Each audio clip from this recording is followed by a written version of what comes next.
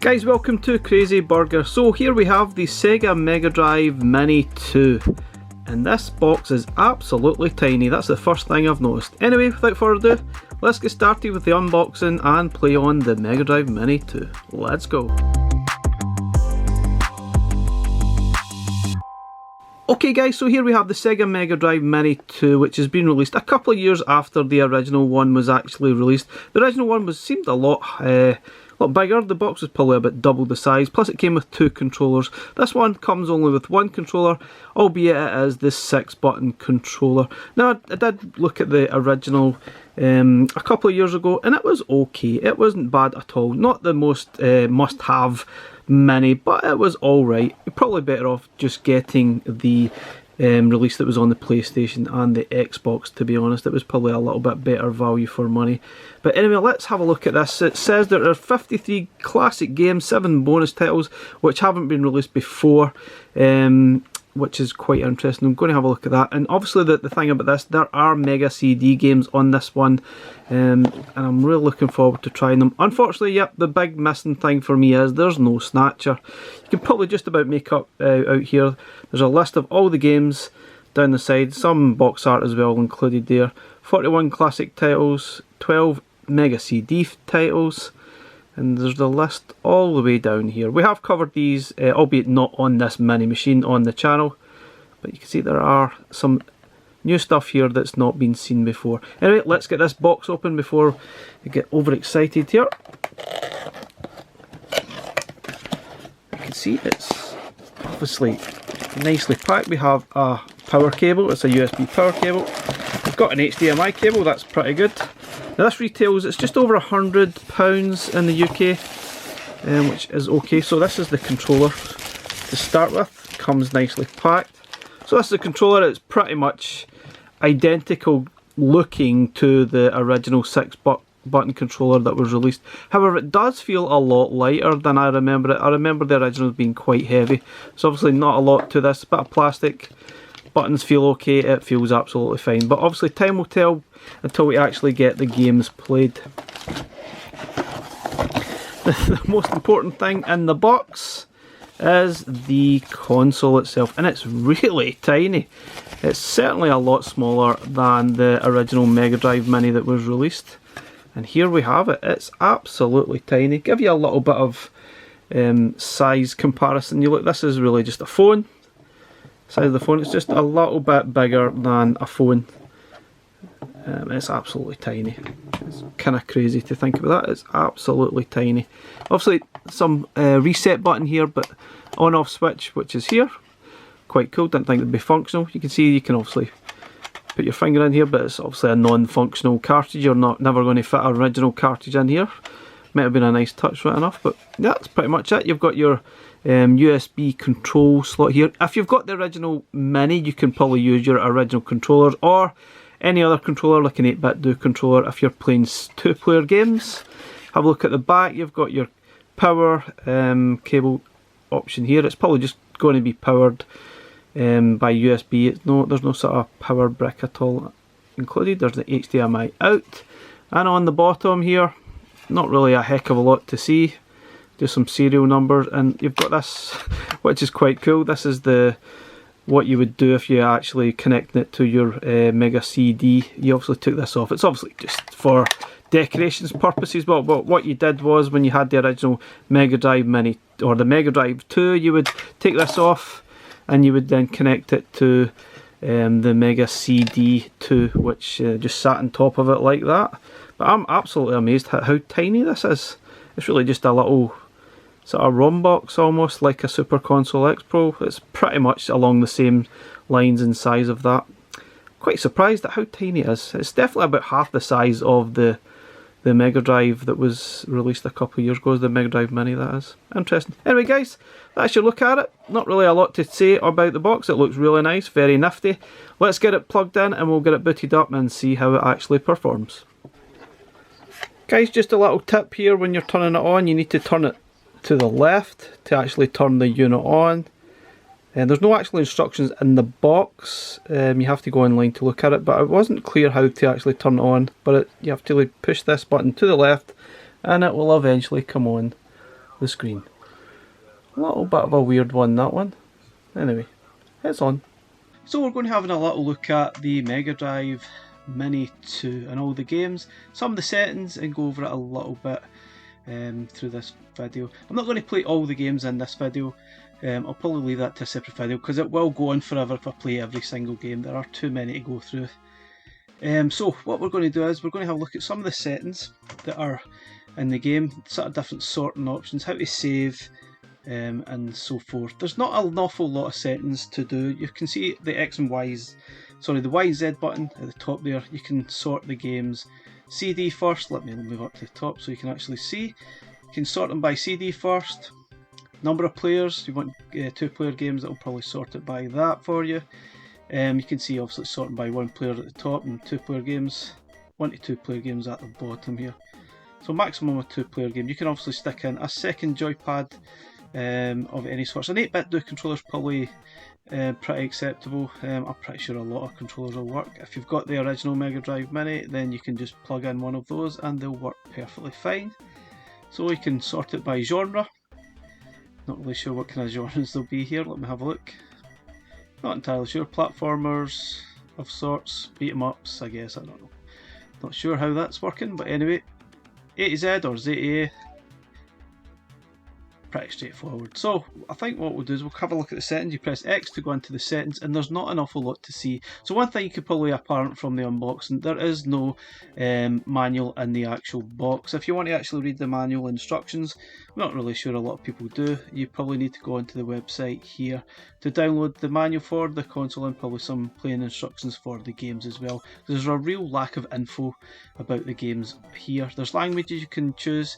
This is what you'll see when you first put the console up. You can also choose all those languages that are available there.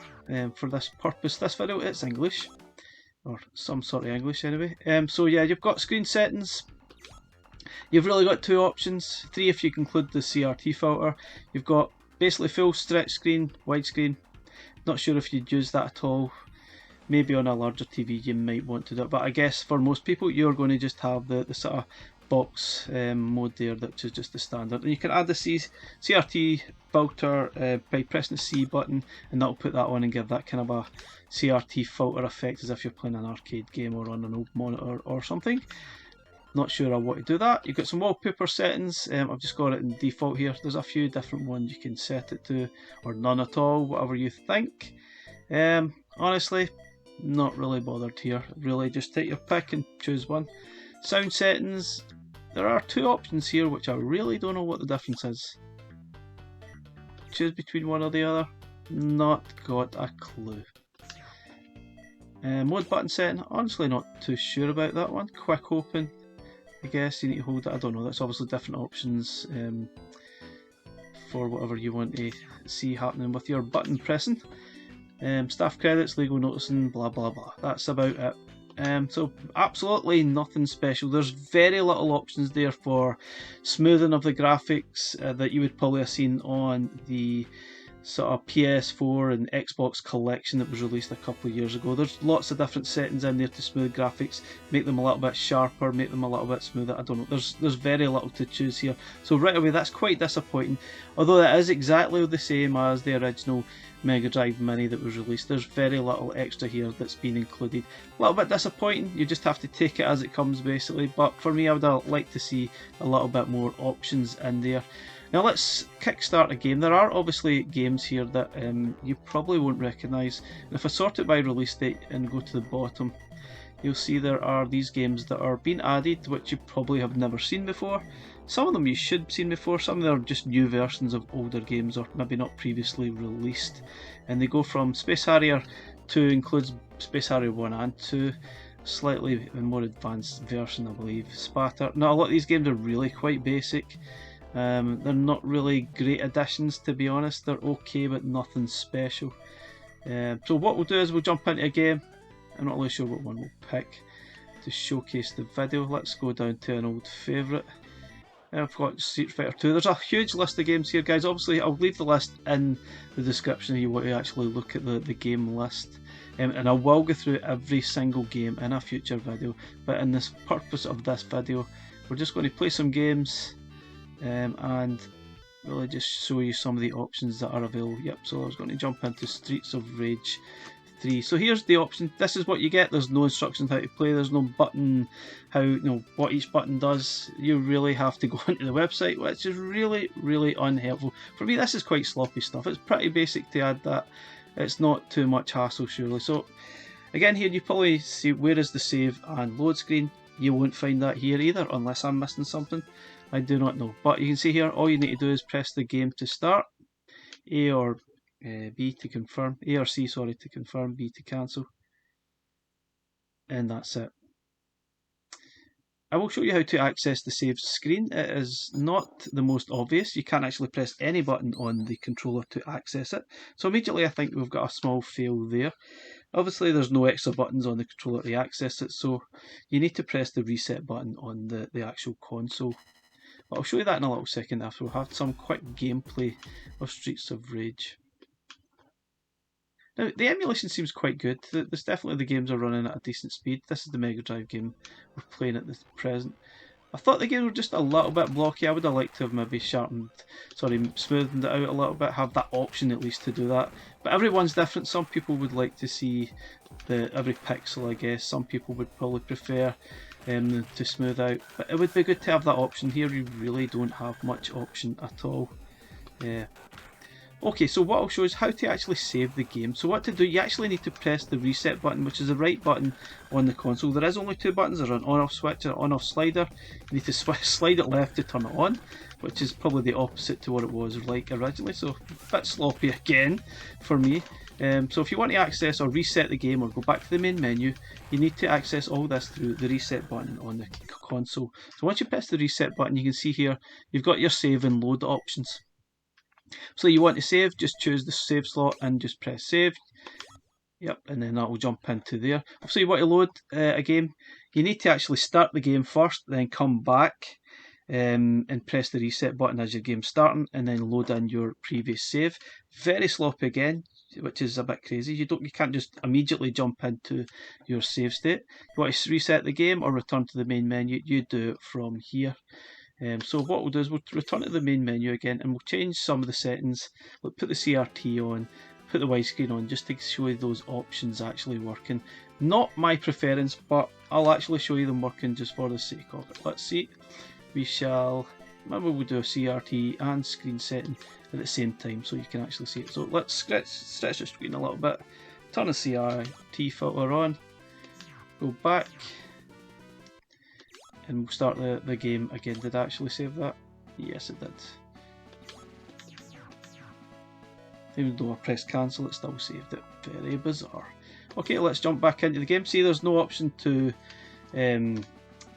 sort of jump into the load that we just done. I have to actually start the game before I can actually press the reset button. So if I could press the reset button now, that will jump back to the save. So I want to load, then choose maybe whatever save I was on, and press OK, and then it will jump in. You can see it's now at widescreen, which I'm not really sure you want to do that to the game. It does add that CRT filter isn't too bad. It obviously smooths out the graphics a little bit and gives that kind of a monitor play arcadey feel almost. I'm not sure, maybe I'd probably prefer playing it like this, because I think the other way is maybe just a little bit too rough around the edges, but everyone's going to see it differently. But yeah, that's the two settings. Not sure I'll be doing the widescreen. Might look a little bit better on a bigger TV perhaps, I don't know, but I think unlikely I'm ever going to keep this setting at all, to be honest. So interestingly, if you let the console, just don't touch anything for a while, it will actually run into a sort of demo mode and play one of the games as a demo. As you can see here, it's just jumped into Afterburner 2. I guess it's whatever game you've got highlighted. I don't know, is that maybe a small nice touch to leave it in a kind of a demo mode. Small pointless addition, I guess. I suppose it saves some screen burn by jumping into some kind of demo. Okay guys, jumping on to a Mega CD game now. I think that's probably the biggest addition here, is these Sega Mega CD games. Let's see how they go. Playing the old favourite here is Final Fight CD, which I actually owned back in the day. Absolutely loved it. It was probably the best version of Final Fight outside of the actual arcade version. It was really that good, and thoroughly enjoyed it. it was pretty close to the original. It wasn't arcade perfect, but it was pretty close.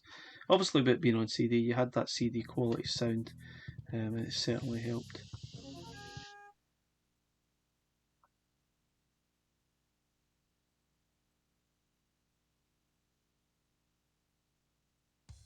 There's something I've definitely noticed, it's a little bit slow to get going. It's not the quickest at all.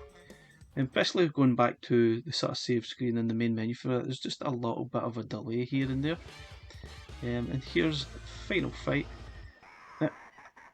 It looks pretty nice, sounds good. The actual controller controls really fine, the button responsing is pretty good, there's no really any complaints there. The only thing I think, it doesn't really feel like the original one at all.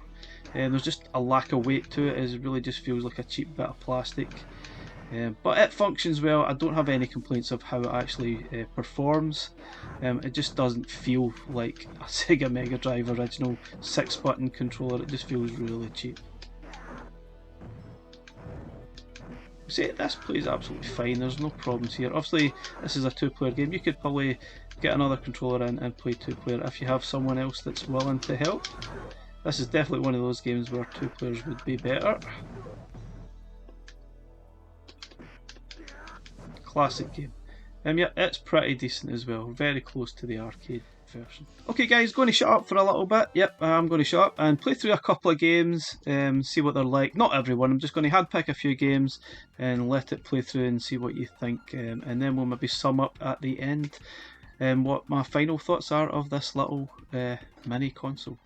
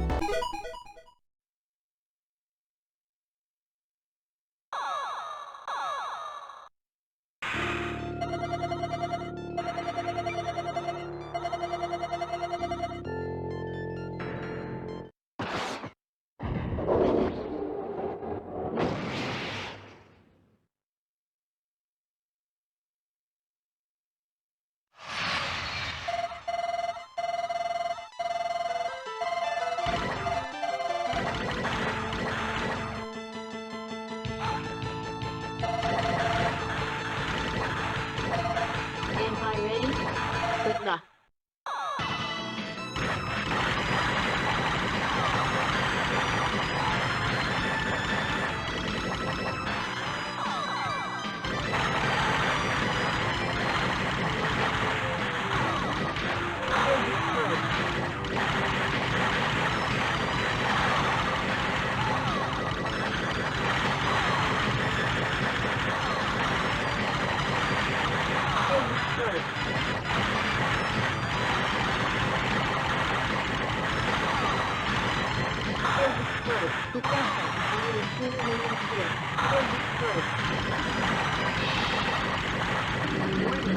Target's approaching.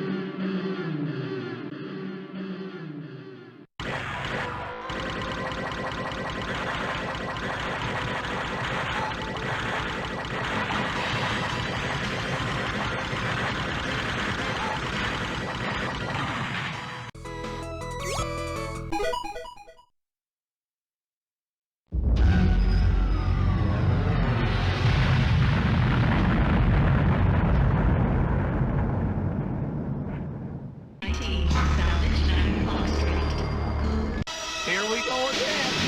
Maybe you're good enough, dog meat. Let's find out.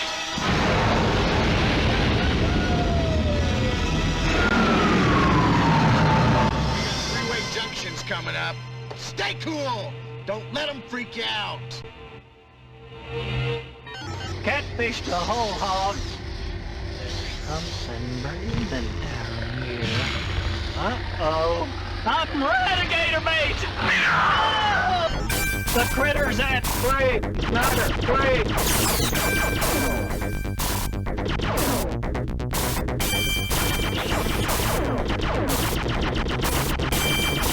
Nav error! You're on course!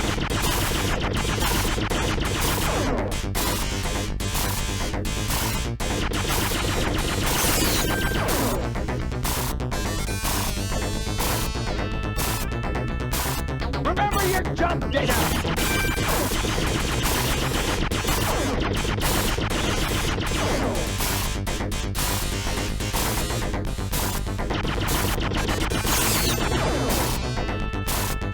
Get this crate on track, pickleneck!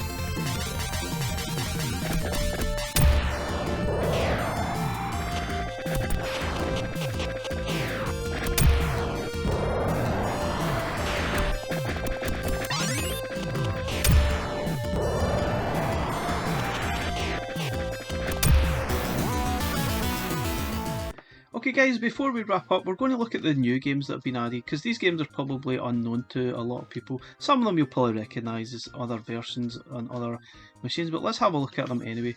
We've got Deviant Pie, or Deviant Pie maybe, which never saw the light of day until now, and you'll probably see why in a minute. But yeah, let's sort of jump in, save the angel, blah blah blah.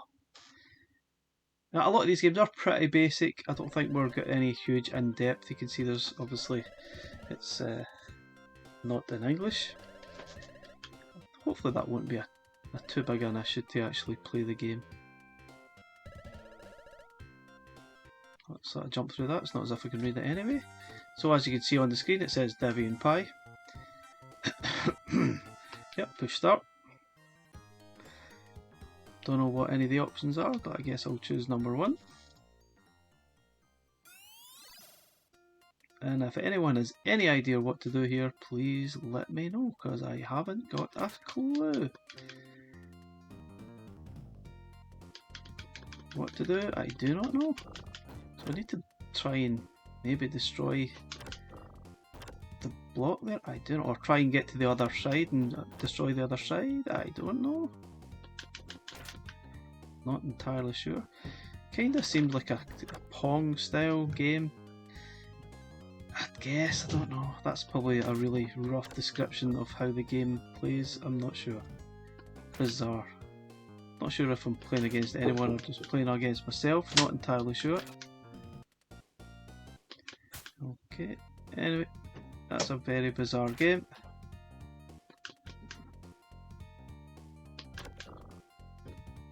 I honestly have not got a clue what the heck's going on here. I can't imagine anyone is actually going to play this game an awful lot. Maybe if I figure out what to do it may help, it may not. It looks pretty awful. Yeah, pretty unexciting game. Obviously managed to work out how to burst the baby out, I guess. Then what? Oh, for goodness sakes.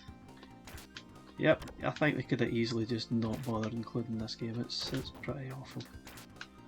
What is going to happen here? I do not know. Bet you're all interested and intrigued. It's getting smaller and smaller. Yep, yeah. Disaster. Continue? Of course not. Okay guys, let's have a look at the next game, which is Fantasy Zone. I've definitely played this game before. First game in this iconic series, now on the Genesis. Obviously it's been on other formats before. I'm pretty sure it was a PC Engine TurboGrafx I've played this on before. And this is the first time it's on the Mega Drive Genesis. Fun Zone. You've got arcade. Super easy, yeah, sounds good to me. What does that say? Plaleaf, I guess. It's a very colourful side-scrolling shooter, and interestingly you can go backwards or forwards, destroying all the things you see on the screen and trying to stay alive. Something I don't really do very well in shoot 'em ups at all. So the fact that I've lasted this long is a minor miracle. You've got some bombs as well at your disposal. Now, this game is actually pretty good. It's quite good that we've got this on the Mega Drive, albeit on the Mini, but this is a nice addition, there's no doubt about that. The other game, not so much. I'm not sure it's really meant for the Western audience. I think it's probably going to be more appreciated in its original format in the East. No doubt about it. Probably not meant for this market, but it's included nonetheless. But this game, this is pretty good. I definitely enjoy it. Lovely, colourful graphics. It's not the most difficult, even though I've just died, but that's alright. Okay, Space Harrier 2. You've got the option of 1 or 2.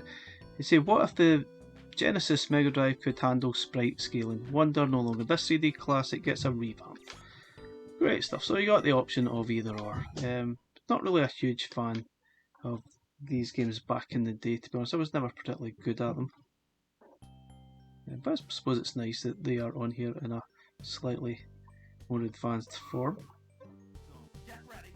Nice games though, very nice games.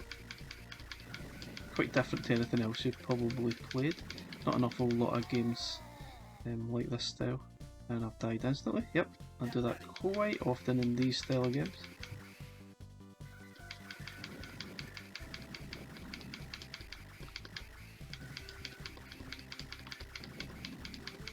Oh, it's like I was sucked into that tree.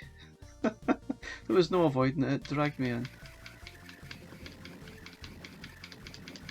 Yep, you won't find massive long gameplay on this game from me, that's for sure. Okay, next game is Spatter. Never heard of it. Hop on your tricycle and pedal to pick up all the flowers, but don't get caught by the monsters. It's a port of the 1984 arcade classic, such as a classic, I've never heard of it. Yeah, at least they're all nice new games, but are we missing anything? Hard to say. I did have a brief play of this, and I think the best way to actually describe it, you need to press the C button here to actually insert a coin. I think. Yeah, so we need to press some of these buttons to insert coins. Yeah, so the best way to describe this is it's kind of like a Rally X style game where you sort of go around the grid collecting the flowers, avoiding the enemies, and that's the best way I could sum that up basically, and that's it. It looks nice enough, it sounds pretty good, but is it Mega Drive? It looks pretty basic.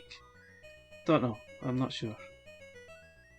Nice that they've added it, but oh jeez, I nearly died. It seems pretty good fun, I guess. Oh damn. Pretty limited, will you come back and play this time and time again? Hard to say. Oh dear, I've died again. Seems a bit unfair.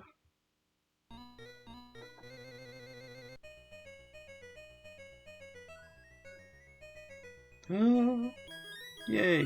So you see, it just feels like Rally X in a slightly different form. Okay, moving on from one quirky game to the other, we have Star Mobile, which is some kind of puzzle game. Never heard of it before, but yeah, let's have a play with it. Some kind of a Tetris column style game of sorts. I think that's the only way I can describe it. Very strange, totally weird. But yeah, let's get started anyway. So, explanation of the basic rule. Great English. So you need to match up the colour of stars, but you can't put too much balance on the one side or you'll obviously put too much weight and they will fall down. That's not good.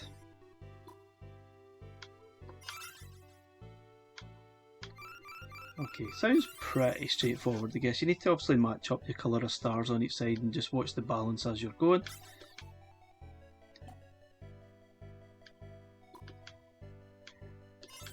It's obviously kind of like a Tetris column style twist to it. But what's actually going on? I don't know. Let's just go on with it, please. Okay. So just move left and right with, just choose one of the balances to put this on. Oh, obviously got to try and match up the same colours, or not, as I've just missed completely. Oh, don't want to do that. Okay, what colour I've got. So you can see what colour's coming next in the top left hand corner of the screen, so you can try your best to match them up just before they come on the screen. Oh.